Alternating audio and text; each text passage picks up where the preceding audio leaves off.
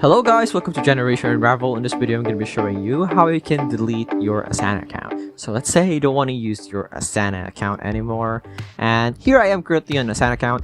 Although there isn't really a thing such as deleting your Asana account, like every other app or social media platform, there's something that we can always find by heading over to settings and going over to account. Here we'll find on the bottom of the list is deactivation. It will remove your access and is permanent and cannot be done. So it's the same as deleting your account because it's permanent. So it's never, you cannot get it again. So like, why did they just not call it delete, right? Am I right?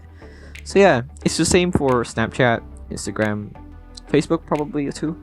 They have account deactivation. So that's it. That's how you delete your account in your Asana. I hope this video helped you. Like, comment, subscribe if you did. This is Generation Unravel, and see you in the next one. Bye bye.